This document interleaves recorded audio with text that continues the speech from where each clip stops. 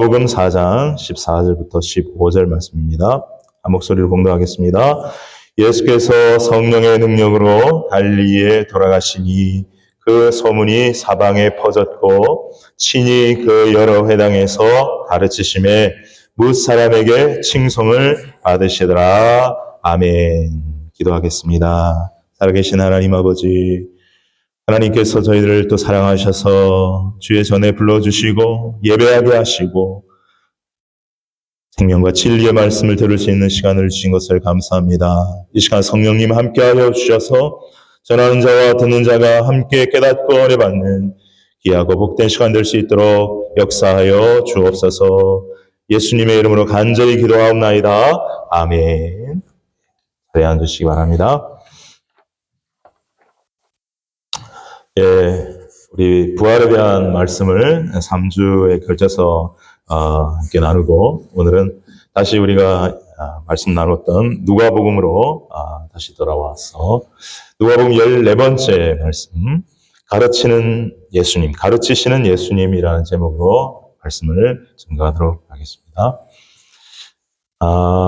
누가는 예수님의 그 탄생 배경 아주 자세하게 말씀을 하고 있을 뿐만 아니라 세례 요한의 탄생 배경부터 시작해서 예수님이 어떻게 오시게 되었는가 하는 것을 깊이 있게 말씀을 나눠주고 있는데, 누가가 이제 예수님이 이제 공생애를 시작하실 때에 세례 요한, 침례 요한으로부터 세례 침례를 이제 받으실 때에 성령이 비둘기같이 강림하셨고, 그리고 그 성령의 충만함을 받고 성령에 이끌려 40일 동안 광야에서 금식하시며 하나님과 깊은 영적 교제를 나누시고 난 뒤에 마귀에게 시험을 받으셨는데, 그 시험을 전부 다 하나님의 말씀으로 이기시는 그 말씀을 기록을 하고, 그리고 바로 그 이어서 예수님께서 성령의 능력으로 갈릴리에 돌아가셔서 여러 회당에서 말씀을 가르치셨다, 이렇게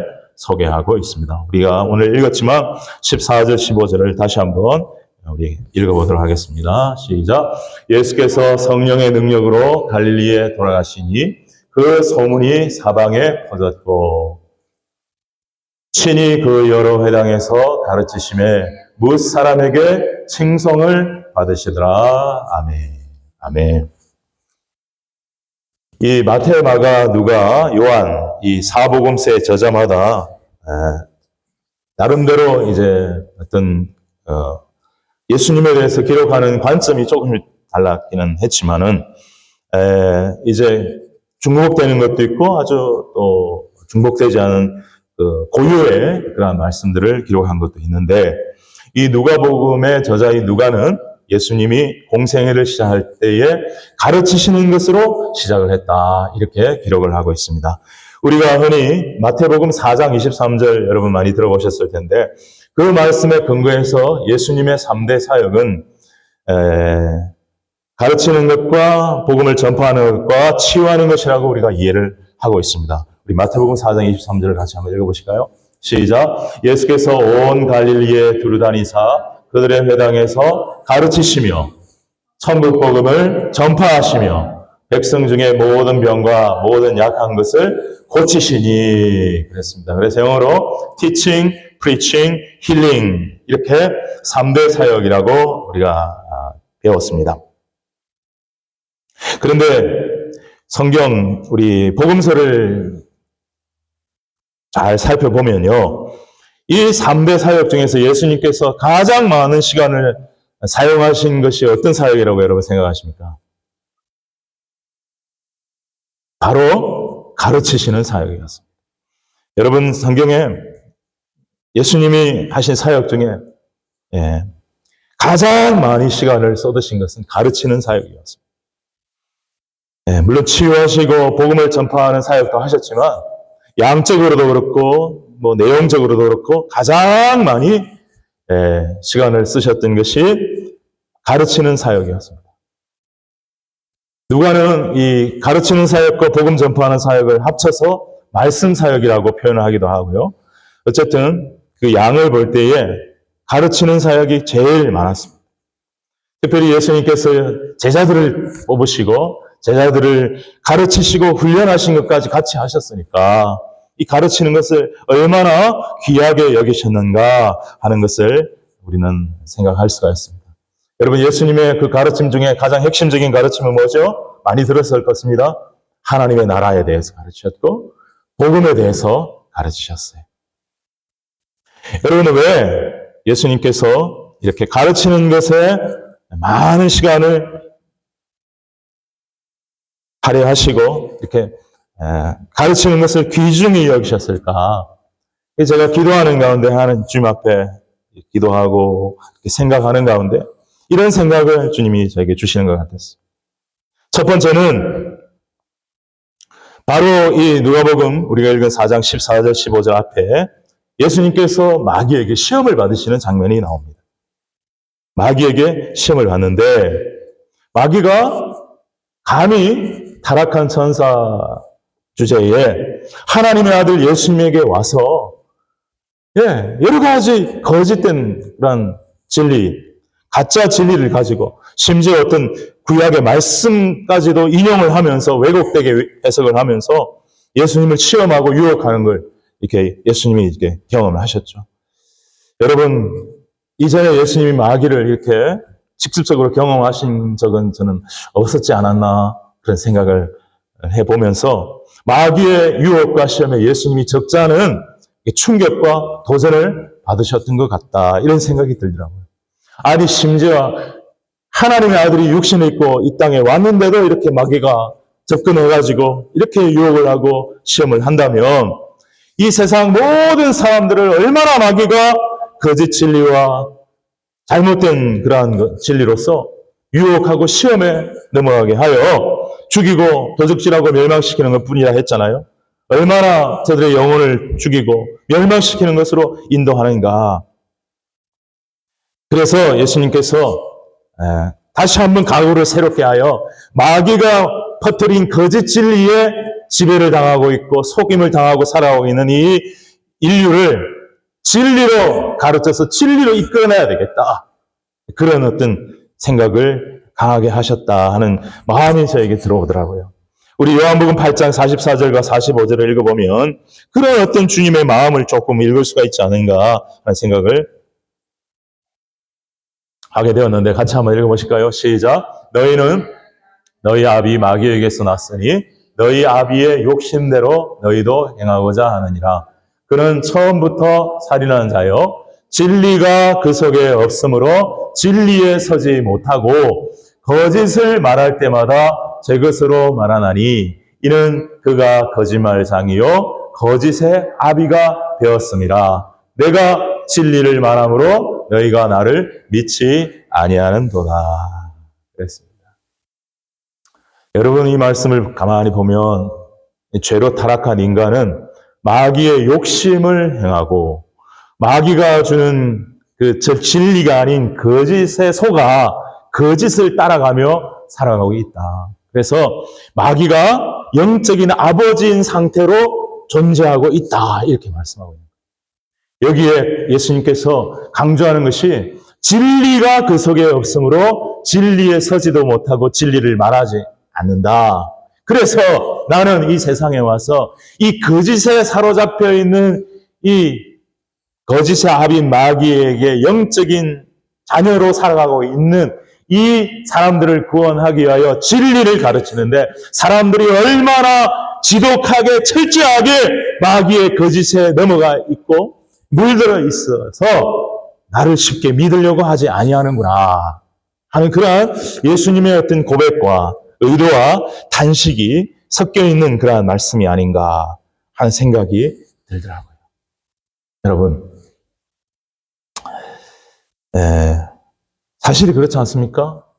마귀가 주는 거짓 진리, 거짓 지식으로 참다운 하나님의 진리, 하나님의 말씀, 하나님의 뜻을 알지 못하고 하나님이 보내신 구세주 예수님조차도 받아들이지 못하고 죽어가고 있는 인생들 아닙니까? 무엇이 필요합니까? 진리가 필요하고 진리를 알아야 하는 것이죠. 그래서 예수님께서 공생애를 시작하시면서 목이 터져라 진리를 가르쳐. 진리를. 진리는 여러분 아주 다양하고 광범위하지만 간단하게 말씀을 드리면 인간은 창조되었다. 누구로부터? 하나님으로부터. 하나님의 형상으로. 그리고 인간은 마귀의 유혹을 받아 타락하게 되었다. 불순종하여 하나님 말씀에 불순종하여 타락하게 되었다. 그래서 죄 가운데 놓이게 되었다. 죄가 들어와서 사망에 이르게 되었다. 심판을 받게 되었다. 하나님은 그 심판에 이르게 된 인간을 불쌍히 쳐서 인간을 구원하시려 하는 계획을 가셨다.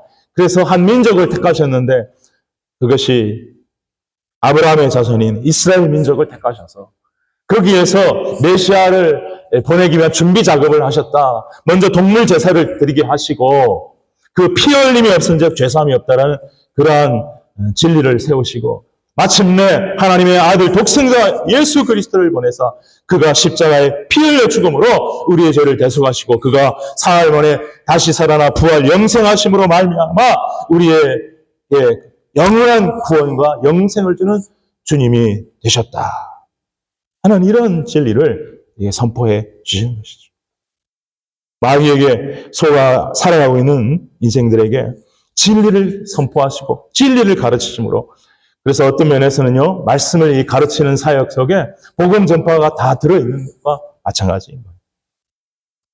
두 번째, 예수님이 가르치심을 이렇게 많이 시간을 사용하시고 중요하게 여기신 이유는 또 하나 있지 않은가. 바로 예수님은 구약에 예언된 선지자이기 때문에 그렇다. 구약에 예언된 선지자이기 때문에 그렇다. 신명기 18장 15절에 바로 예언된 바로 그 선지자가 예수님입니다. 여러분 신명기 18장 15절을 같이 한번 읽어보실까요? 시작. 내 하나님 여호와께서 너희 가운데 내 형제 중에서 너를 위하여 나와 같은 선지자 하나를 일으키시리니 너희는 그의 말을 들을지니라 그랬어. 바로 이제 이 모세가 한 예언의 말씀이거든요. 여호와께서 우리 형제 중에서 너희들을 위하여 나와 같은 선지자 하나를 일으키시리니 너희는 그의 말을 들을지니라. 영어로 보면 You must listen to him. 너희는 그의 말을 반드시 들어야 한다 할 때 이 선지자 하나가 누구냐면 바로 우리 예수님을 의미하는 것입니다. 예수님께서 이 말씀을 성취하신 거예요. 네. 자, 모세와 같은 선지자라고 할 때에 모세와 같은 것도 있지만 사실 예수님은 모세를 보다 훨씬 뛰어나고 비교할 수 없을 만큼 월등한 분이죠. 첫 번째 모세와 같다라고 할 때 모세가 하나님으로부터 직접 하나님의 말씀을 받아 증거했잖아요. 그죠?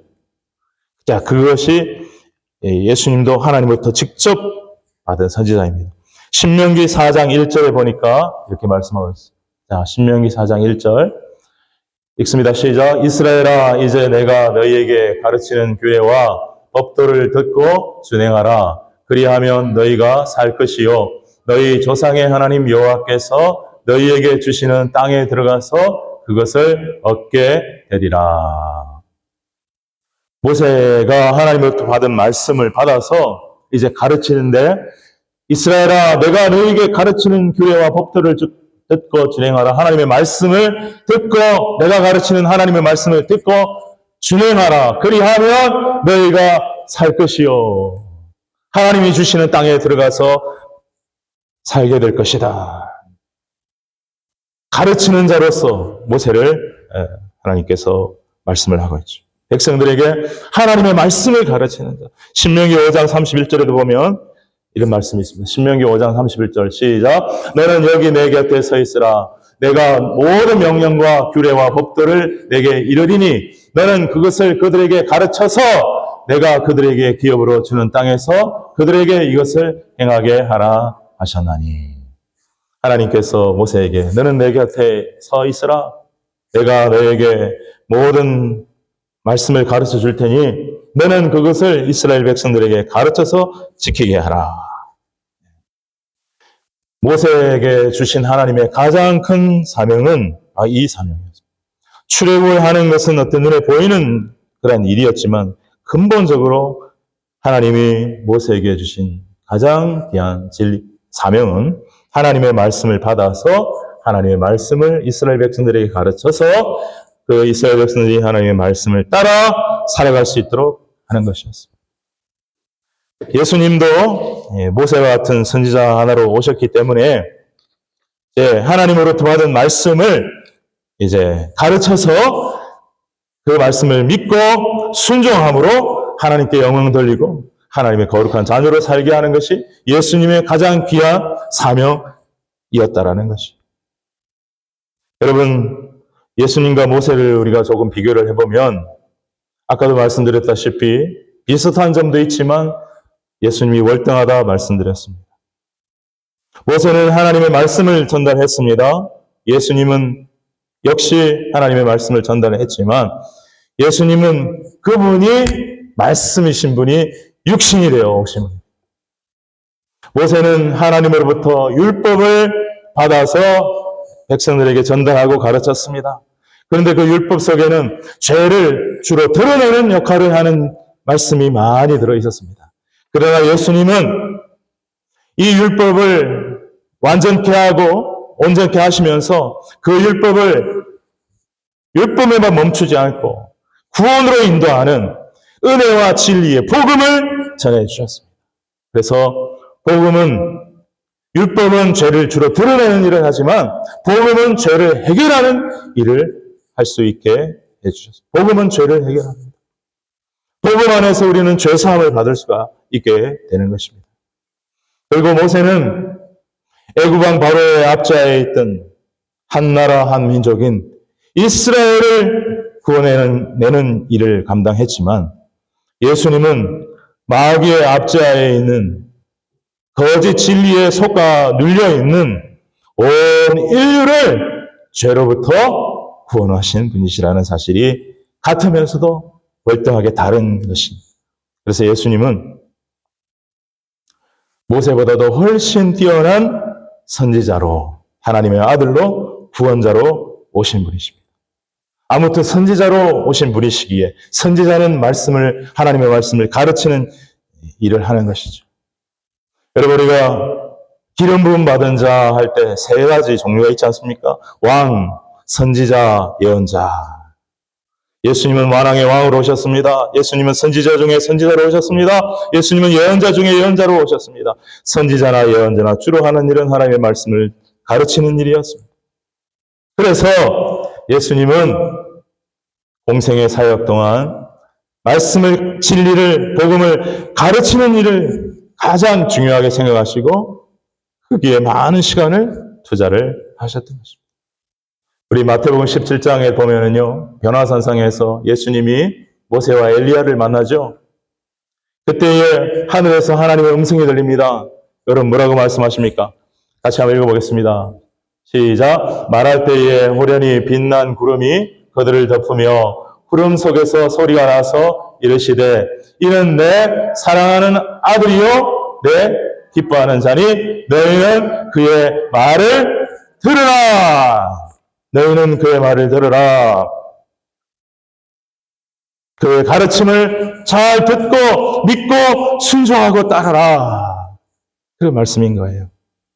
여러분, 아까 신명기 18장 15절에서 모세와 같은 나와 같은 선지자 하나를 보내실 것이다 이렇게 약속을 하셨는데 신명기 18장 19절에 보면 이런 말씀이 나옵니다.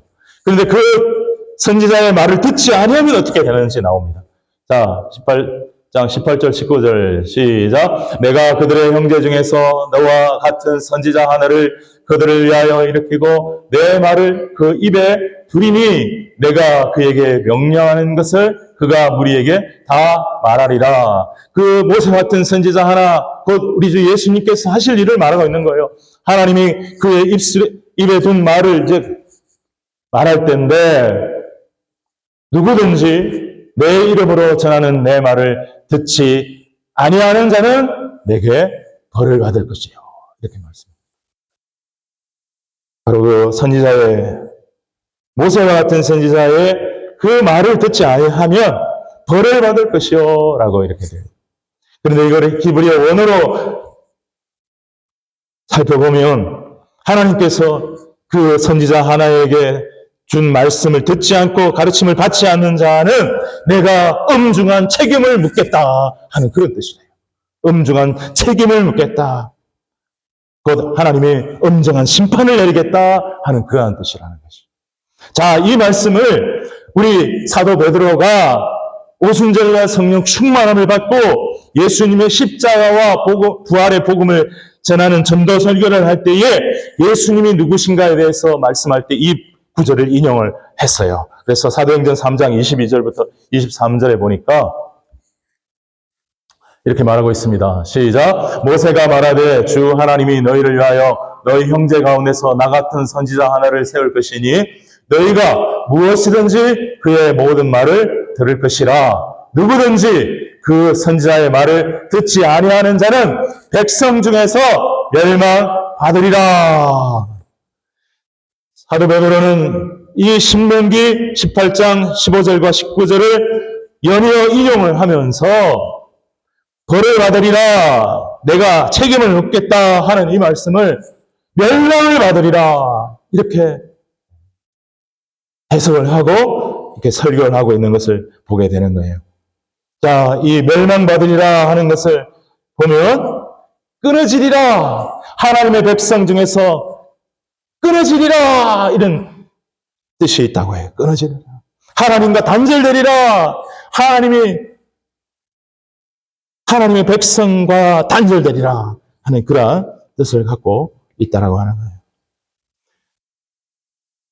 모세와 같은 선지자 하나, 바로 예수님을 보내시고 그 예수님을 통해서 율법을 완성하는, 그 율법을 온전케 하는 말씀과 함께 진리와 복음을 전하는데, 그 말씀을 들으면, 믿으면, 순종하면, 그 말씀 안에 살면 은혜를 받고 생명을 받고 구원을 받고 복을 받고 천국을 가게 되지만, 그렇지 아니하면 벌을 받게 되고 멸망을 받게 되고 심판을 받게 되고 하나님의 책임을 묻겠고 하나님의 백성과 단절되고 하나님과 끊어지는 그러한 저주를 받게 될 거다, 이런 말씀이 들어있는 거예요.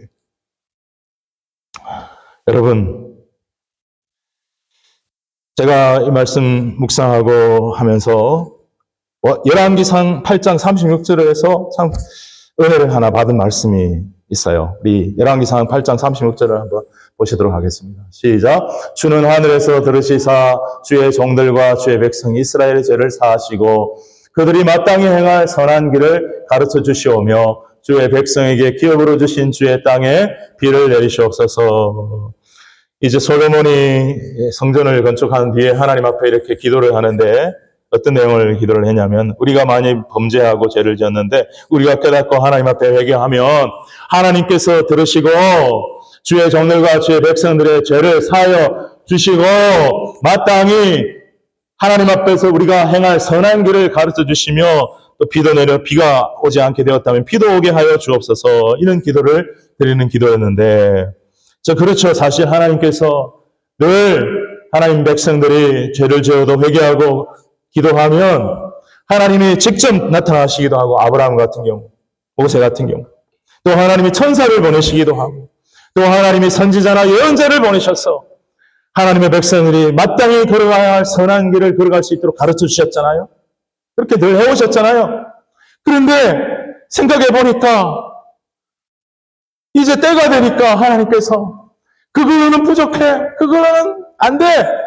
그래서 하나님이 사랑하는 자기의 아들을 직접 사랑의 몸을 입고 내려가게 하셔서 바로 예수님이 이 땅에 오셔서 우리 인생들이 창조주 하나님 앞에서 마땅히 행해야 할 선한 길, 도, 진리를 가르쳐 주셨을 뿐만 아니라 예수님이 친히 우리의 죄를 사해 주시기 위해서 십자가에 피 흘려 죽으시고 부활하심으로 말미암아 친히 그분 자신이 길이요 진리요 생명이 되어 주셨습니다. 할렐루야. 이걸 생각하니까 너무 감사하고 귀한 거예요. 네. 그래서 우리가 예수님이 이 땅에 오셨다, 예수님이 우리를 위해서 말씀을 진리를 가르치셨다, 십자가에 죽으셨다, 부활하셨다, 이런 거를 쉽게 생각하면 안 된다는 거죠. 절대로 쉽게 생각하지만 어마어마한 하나님의 계획과 사랑과 섭리가 담겨있고 수천 년의 역사가 흘러온 그런 준비와 모든 것들이 예수님 안에서 하나하나씩 이루어지는데 예수님의 말을 들으라.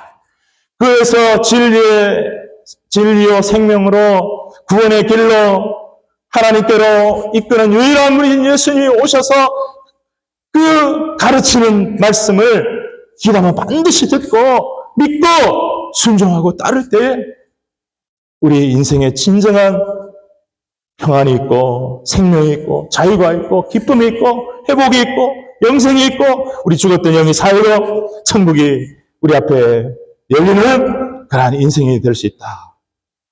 네. 여러분 이런 진리, 생명, 구원을 가르쳐주고 우리에게 줄 수 있는 분이 누가 있습니까? 여러분? 어떤 다른 종교의 지도자나 창설자들이 그런 일을 할 수 있습니까? 전혀 그렇지 않습니다. 그들은 이미 죽었지만 무덤에 갇혀있는 자들이요. 그럴 수 있는 자격이 있는 분은 아무도 없어요. 오직 예수님. 그 예수님이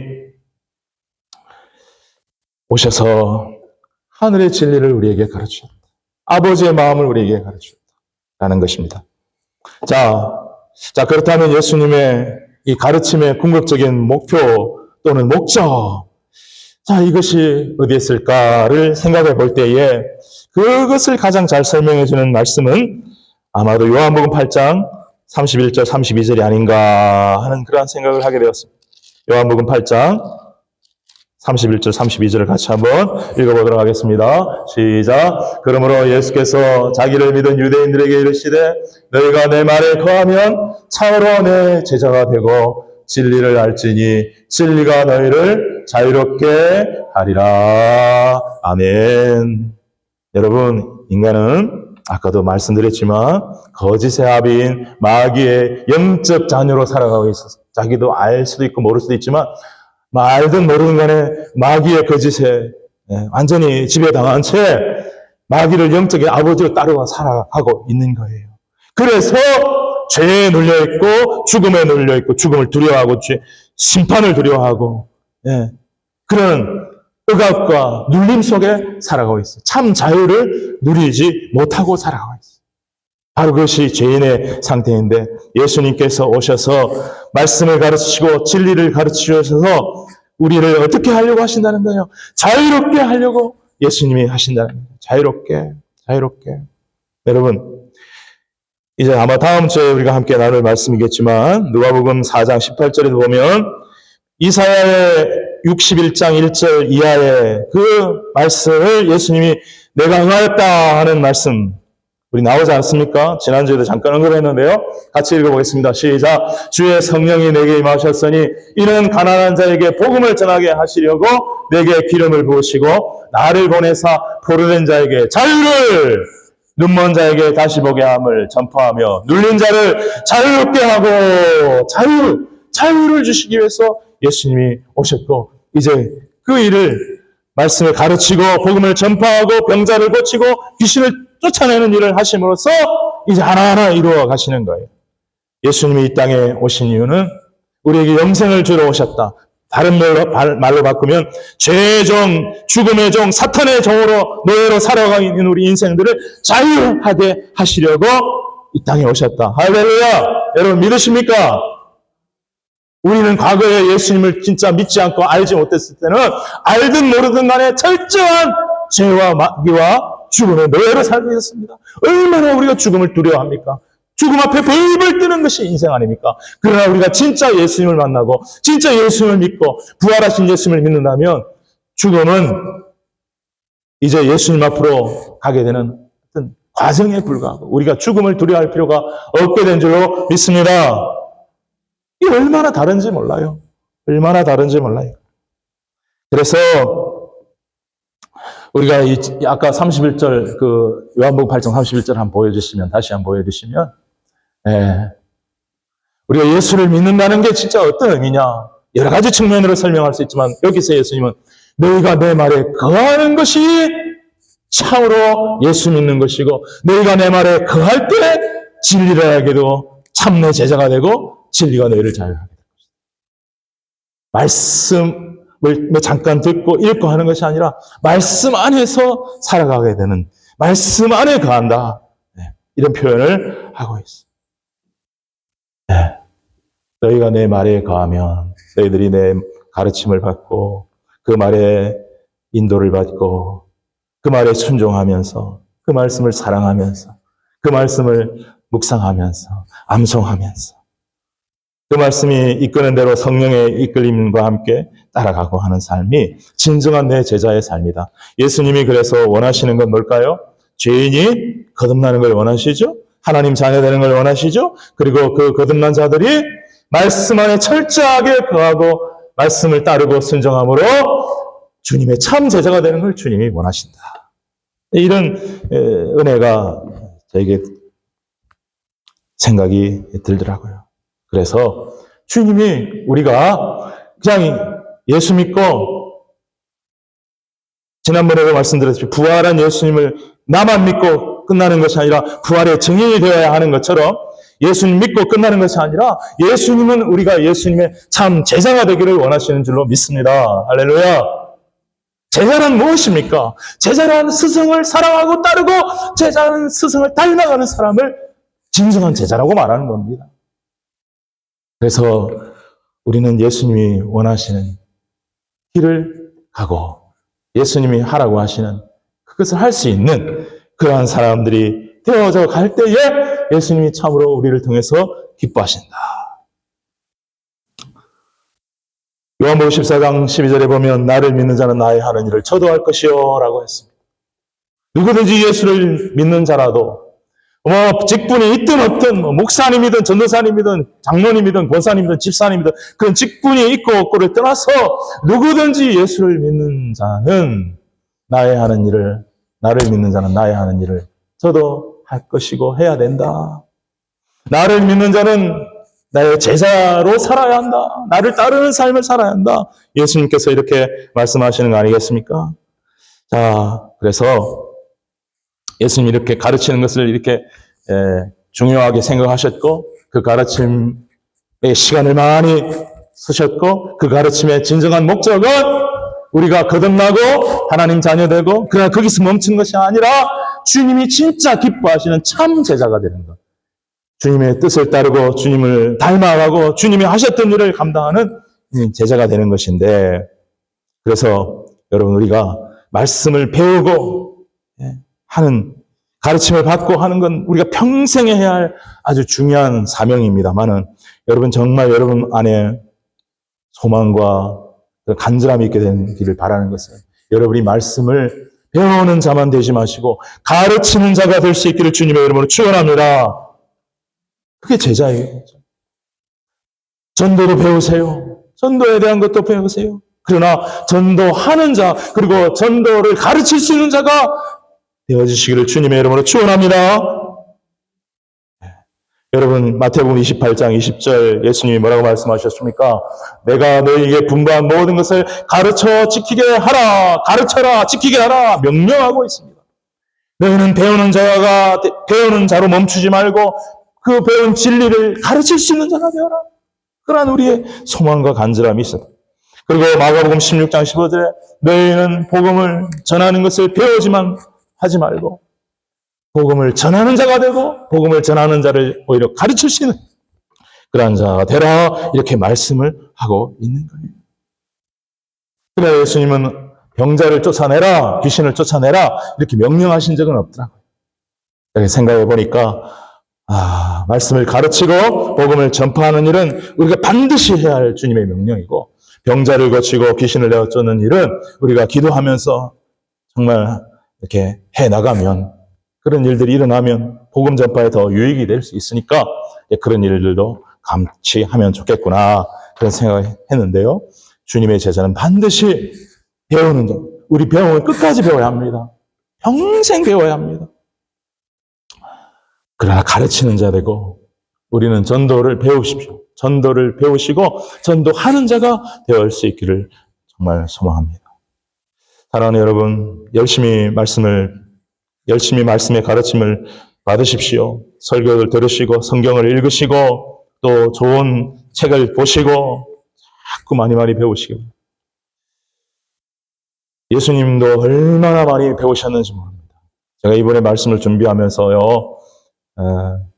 예수님은 어린 시절 어떤 교육을 받았을까 하는 것을 이렇게 알아보니까, 여러분, 예수님 당시 유대인들이 어떤 교육을 받았는가 하는 걸 좀 공부를 하게 되었어요.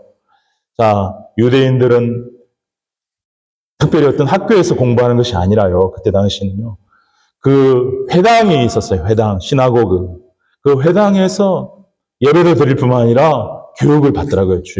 이 안식일에는 예배를 드리고 그 외에 6일 동안에는 그 회당을 통해서 교육을 하고 거기서 때로는 법을 집행하기도 하고 어떤 그 사람들의 모임을 하기도 하고 굉장히 회당이 다양하게 쓰였는데 이 예수님 당시에 이 남자 아이들만, 근데 여자분들한테 좀 죄송하더라고요. 여자분들은 그 회당에서 교육을 안 시키더라고요. 오직 남자들만 교육을 시키더라고요. 여자들은 집에서 어머니에게 교육을 받으라 그렇게 돼 있고요. 그래서 남자들만 교육을 받는데 3단계로 이렇게 나눠져 있더라고요. 3단계. 첫 번째 단계가 뭐냐면은 세페르라고 하는 단계인데 5살부터 10살까지 소년들이 받는 공부에 회당에서 하루에 한 6시간에서 8시간 공부를 했대요. 뭐 하는지 아십니까? 구약 성경에 나오는 모세오경, 창세기, 출애굽기, 레위기, 민수기, 신명기 이 5권을 통째로 외우는 게 그 공부의 목표예요. 성경이 너무 귀했기 때문에 성경을 개인적으로 본다는 것은 불가능했듯이. 그래서 성경을 읽어주면 그걸 계속해서 그냥 통째로 암송하는 것이 그 1단계 공부예요. 그리고 대부분의 가난한 집 아이들은 그 1단계를 마치면 아버지, 어머니가 하는 가업을 물려받기 위해서 공부를 그만두는 경우가 많았다고 합니다. 그러나 조금 여유가 있거나 조금 1단계에서 두각을 보인 친구들은 2단계 벤 탈무드라고 하는 단계로 넘어가는데 이건 10살부터 14살까지 소년들에게 해당하는 건데요. 아까는 모세 오경을 통째로 암송을 했는데 이때가 되면 구약 성경 전체를 공부하고 연구하는데 이제는 암송하는 걸 바탕으로 해서 선생님과 대화하고 질문하면서 이런 공부를 해나간다는 거예요. 이 10살부터 14살짜리들. 근데 그게 가능한 것이 5살부터 10살까지 성경 모세오경을 거의 다 암송을 많이 하기 때문에 그거를 근거로 대화하고 질문하는 것들이 가능하다고요. 예수님은 그러면 여러분 1단계까지 공부하셨을까요? 2단계까지 공부하셨을까요?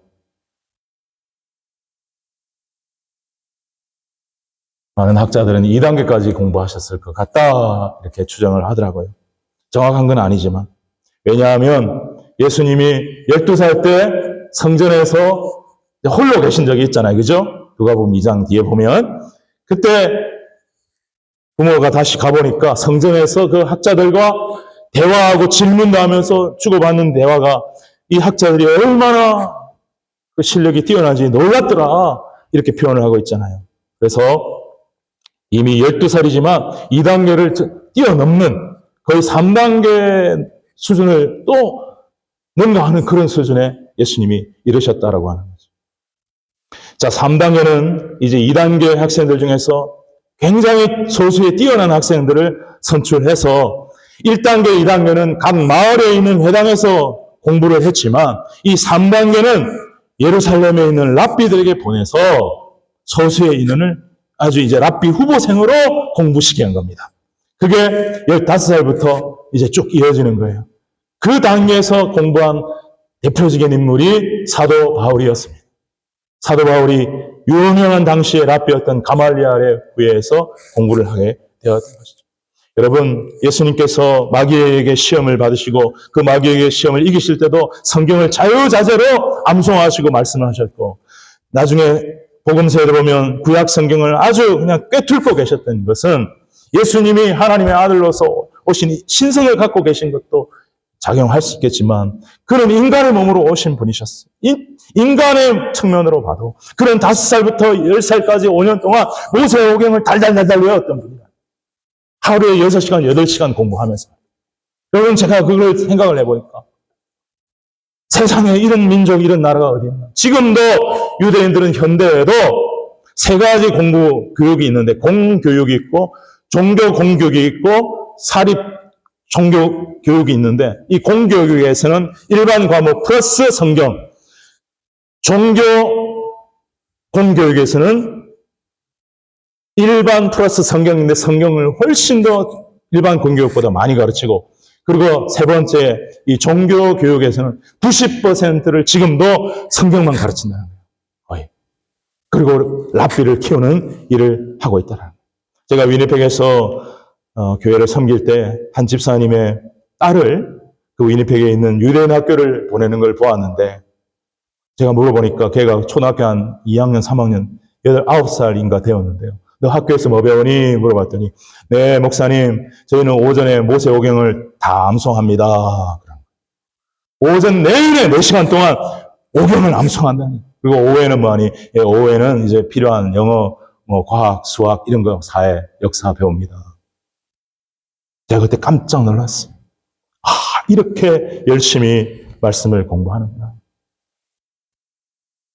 여러분, 물론 유대인들은 아직도 예수님을 구세주로 받아들이지 못하는 그런 엄청난 그런 오류에 빠져 있긴 있지만은, 아무튼 이스라엘 백성들의 정체성은 뭡니까?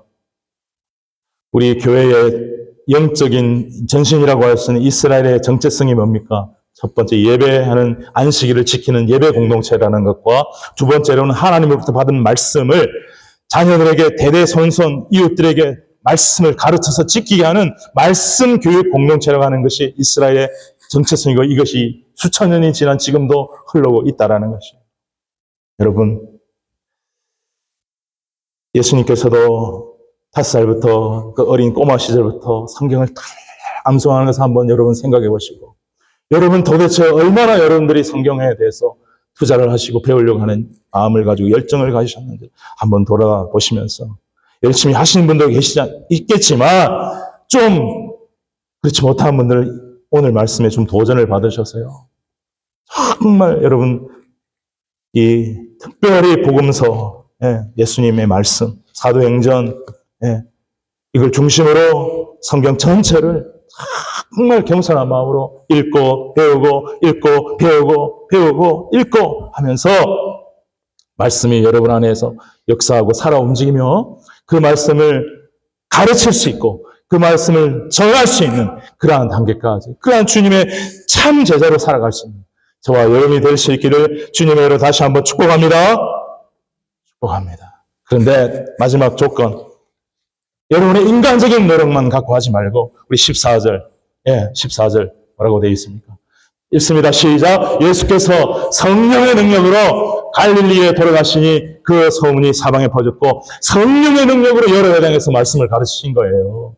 예수님도 성령의 능력을 의지해서 말씀을 배우고 말씀을 가르쳤다면 여러분 우리도 정말 철저히 내 힘, 내 지혜, 내 지식으로 의지하지 말고 성령을 의지하여서 말씀을 배우고 말씀을 깨닫고 말씀의 권능을 받아서 그 말씀을 가르치고 전하는 참 주님의 말씀 안에 거하는 주님의 참 제자의 삶을 살아가게 되는 저와 여러분의 삶이 다 되시기를 우리 주님 예수님의 이름으로 축원합니다. 아멘. 자, 우리 일어나셔서 우리 찬송 하나 드리도록 하겠습니다. 우리 주님 말씀하시면 이라는 찬송입니다. 여러분, 우리는 언제든지 주님이 가르치시고 주님이 명령하시는 명령을 듣고 순종할 준비를 하고 우리가 그렇게 살아야 가장 복된 삶을 살 수 있게 되는 줄로 믿습니다. 창조주 하나님께서 하신 말씀을 우리가 배우고 그 말씀에 순종하며 하나님께 예배하고 영광 돌리며 살아가는 인간의 참된 삶이요 본분이요 거기에 행복이 있는 것입니다. 근데 사람들은 그걸 거꾸로 해버립니다. 하나님 말씀은 제껴놓고 자기의 삶에 먼저 집중을 해버리고 자기의 삶의 성공과 자기의 삶의 재미와 이것에 초점을 먼저 맞춰버리기 때문에 마귀의 영적 자녀로 살아갈 수밖에 없게 되는 것입니다. 그래서 예수님이 이 땅에 오셔서 그 순위를 바꾸게 하시고 말씀을 진리를 가르치는데 온 힘을 다 베풀어 주셨던 것입니다. 그래서 여러분의 인생에 저도 그런 경험이 있고 여러분도 그런 경험이 있을 줄 아는데 어느 순간 말씀이 탁 깨달아지면서 내가 변화되는 것을 보게 되는 거예요. 내 마음에 말씀이 확 들어오면서 나도 모르게 그렇게 살아가고 있는 나 자신을 보게 되는 것을 여러분 경험하게 될 것입니다. 그러한 은혜가 저 여러분들에게 넘쳐나게 되기를 주님의 이름으로 축원합니다. 그리고 정말 말씀을 가르치는 제자의 자리까지 정말 그런 사모함이 저와 여러분들에게 있었으면 좋겠어요. 그래서 우리 주님 말씀하시면 우리 간절한 마음으로 찬양하고 기도하겠습니다.